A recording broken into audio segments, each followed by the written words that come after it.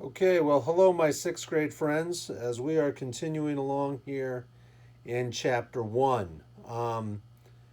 What I'm focusing on here is what are called the rules of divisibility. And right now I am just kind of zooming in on my computer screen here at home. I'm not going to stay here for too long, but I do want to read through these. These are the rules of divisibility. How do you know if a number, a larger number, is divisible by a smaller number? And we're you looking at the numbers 2, 3, 4, 5, 6, 8, 9, and 10. You'll notice that we have no 7. It's because there is no special rule for the number 7. A lot of these you probably know, but you just haven't thought about them. But I would recommend getting on Google Classroom and printing off these rules of divisibility, or freezing it, taking a screenshot, doing something right here. But we have, if a number is divisible by 2, which means it's an even number, it means that it, it can evenly go into all numbers that end in either 0, 2, 4, 6, or 8. Numbers that end in 0, 2, 4, 6, or 8 are even numbers. Numbers that end in 1, 3, 5, 7, or 9 are odd numbers. A number is divisible by 3 if the sum of the digits is divisible by 3. Basically, adding all the digits together. And if that number is divisible by 3, then the whole number is divisible by 3. 4, if the last two numbers form a number that is divisible by 4. A number is divisible by 5 if it ends in 0 or 5. A number is divisible by 6 if it is divisible by 2 and by 3. So if the rule for the number 2 works and the rule for the number 3 works, you can automatically assume that the number is also divisible by 6. Like we said, there's no special rule for the number 7. A number is divisible by 8 if the last 3 digits form a number that is divisible by 8. So the number from the hundreds place, tens place, and ones place, if they form a number that is divisible by 8, not by adding them together, that may just actually have to be some scratch work. The base behind that idea is that the number 1000 is divisible by 8. So if the other 3 numbers are, then you know that one is as well. 9, once same as 3, but this time they have to be divisible by 9. If the sum of all the digits, adding them together, that smaller number is divisible by 9, then the whole number is divisible by 9. And a number is divisible by 10 if it ends in 0. So, like we said, print that out, take a screenshot, write it down, do something. This assignment, you will want to utilize these rules of divisibility. And so we're going to want to have those handy. But you can print it off on Google Classroom. All right, so I'm going to focus off that.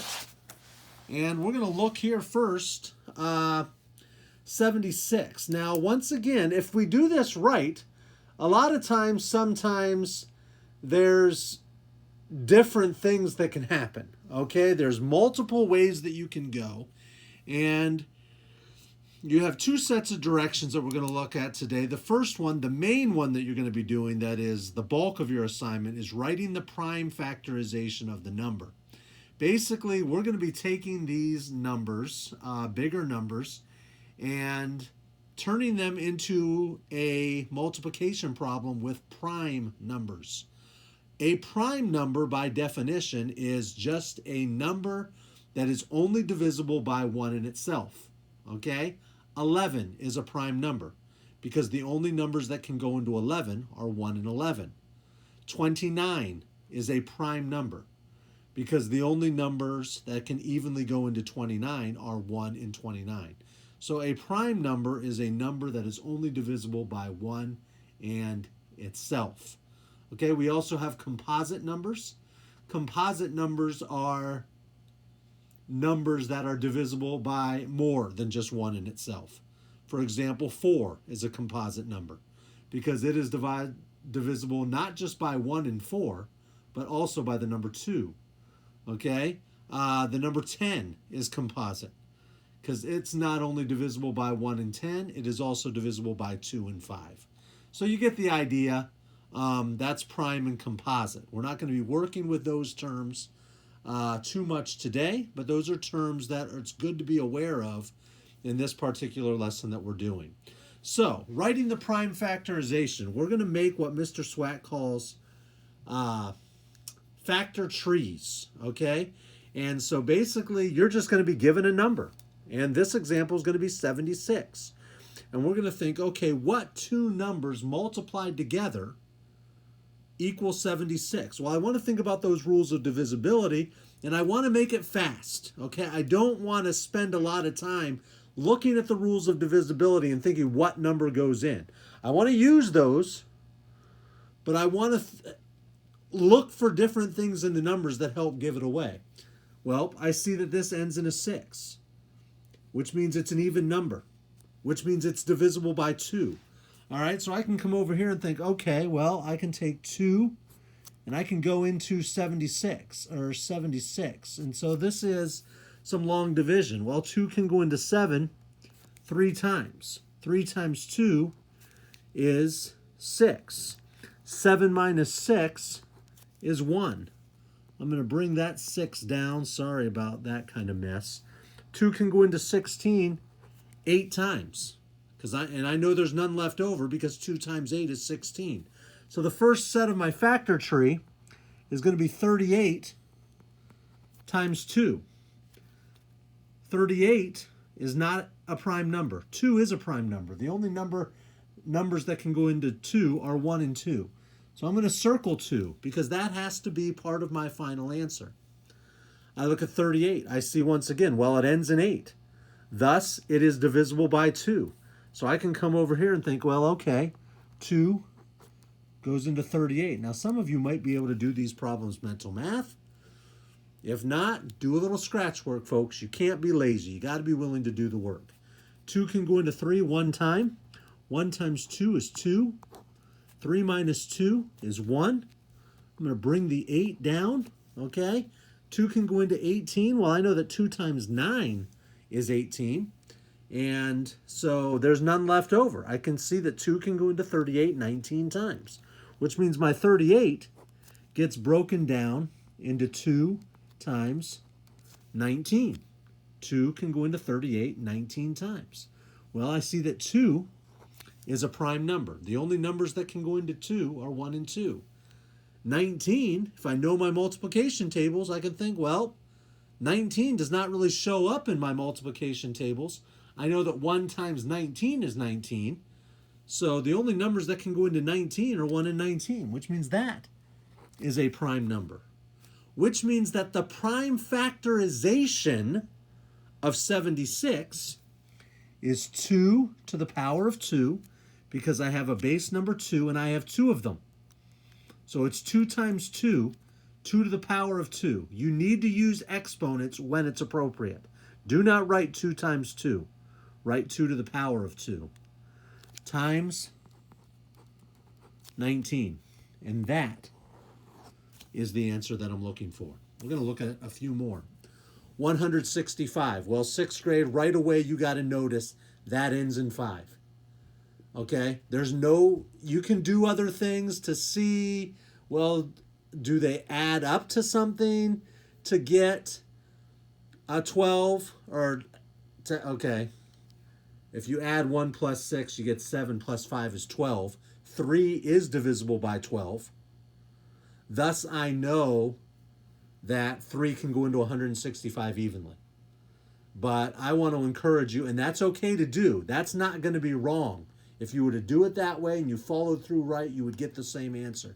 But I'm just noticing, just by looking, that ends in 5, which means it's divisible by 5. Which means if I was doing this, I would take 5 and put it into 165. Well, 5 can't go into 1, but 5 can go into 16. 5 can go into 16 3 times. All right? 3 times 5 is 15. 16 minus 15 is 1. I'm going to bring the 5 down. 5 can go into 15 3 times.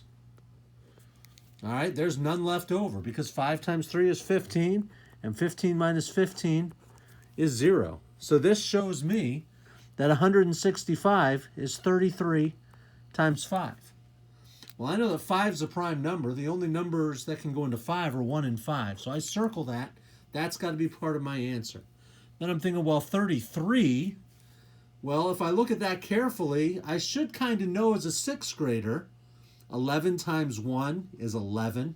11 times 2 is 22. 11 times 3 is 33. 11 times 4 is 44, and so on. So I should know that 33, okay, is 3 times 11, okay? And so, well, all right, I'm thinking, well, 3 is a prime number because the only numbers that can go into 3 are 1 and 3. 11's a prime number because the only numbers that can go into 11 are 1 and 11. I now have all prime numbers, okay? Mr. Swack likes to put the numbers in order from smallest to biggest. I'm not going to require that, okay? But that's just kind of what I'm going to do on this video. 3 times 5 times 11. But as we learned about with the properties, if you put 5 times 11 times 3, or 11 times 5 times 3, or put them in some other order, it's still going to equal the same. What's important is that you have the right numbers, all the right numbers, only the right numbers. Okay? Got to follow that. All right, we're going to look at a couple more. Let's go with 480. All right? 480. Well, it ends in 0.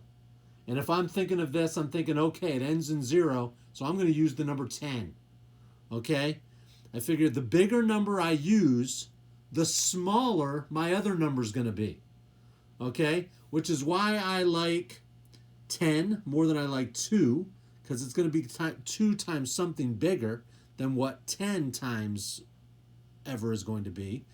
It's going to be 10 times something smaller than whatever 5 times something would be. Even though 2 would work, 5 would work. Technically, 4 plus 8 is 12, plus 0 is still 12. So, since 12 is divisible by 3, this whole number would be divisible by 3. Okay? So you have a lot of options here. I always, if it's easy, look for something that's obvious to make it as easy as possible and try to use bigger numbers. It ends in 0, so I can use 10. I've got to think, well, how many times can 10 go into 48? Well, just do a little scratch work if we're not sure. 10, not 48, 480. 10 cannot go into 4, but 10 can go into 48 4 times. 4 times 10 is 40. 48 minus 40 is 8. I'm going to bring the 0 down. 10 can go into 80 8 times. Okay? And there's none left over. 10 times 8 is 80. So I'm thinking, well, okay, so it's 10 times 48. Remember, we can also use dots for multiplication, so I'm going to mix it up. All right? But when I look at 10, I realize that's not a prime number. That can be broken down. 10 can be broken down to 5 times 2. Okay? Can't put 10 times 1. That doesn't change anything. That's the one thing about prime factorization. 1 is never going to be part of your final answer. If you end up with a final answer that is 1, that's not correct. Okay? You will never have 1 in your final answer. 5 is a prime number. 2 is a prime number. The only numbers that can go into either of those are 1 in themselves. Well, 48, well, this is where sometimes we can just think about our multiplication facts. 48, we should know that that's 8 times 6. Okay? So then I look at 8 and 6. Well, I want to think prime numbers. 8 times 6, okay? Well, I'm not going to use 8 times 1, so with 8, I'm probably going to use 4 times 2.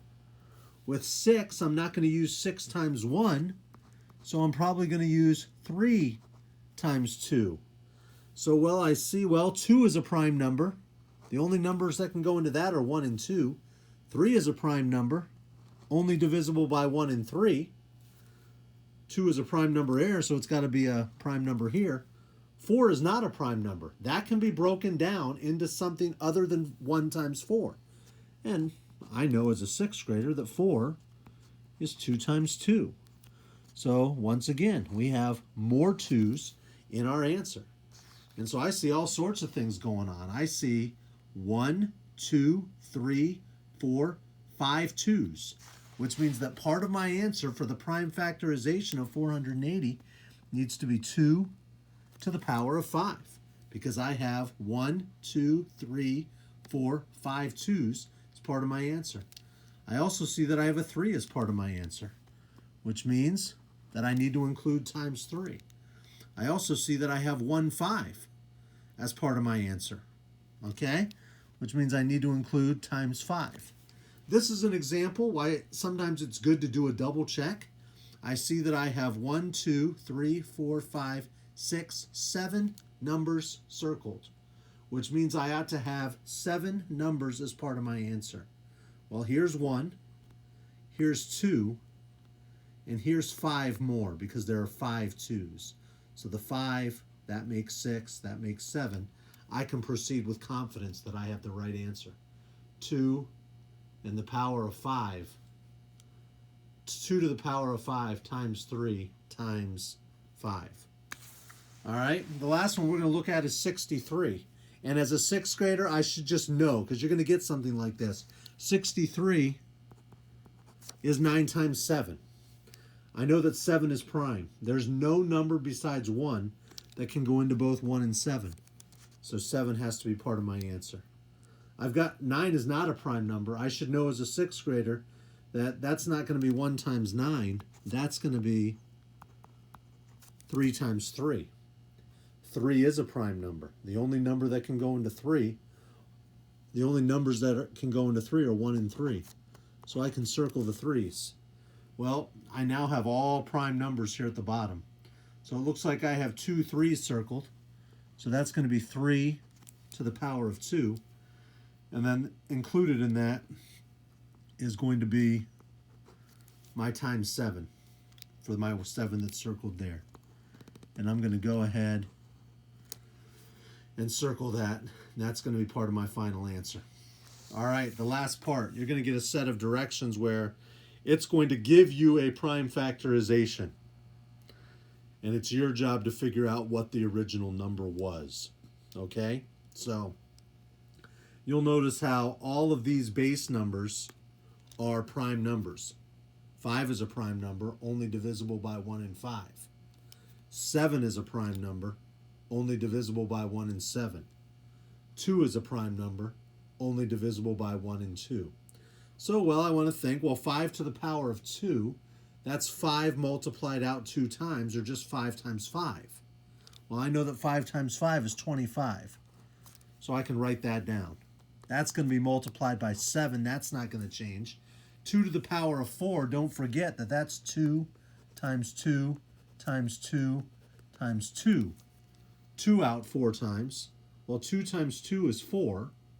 4 times 2 is 8. 8 times 2 is 16. So 2 to the power of 4 is 16. And then it really does not matter what order you do them in. This is the commutative property of multiplication. It does not matter what order you multiply the numbers in.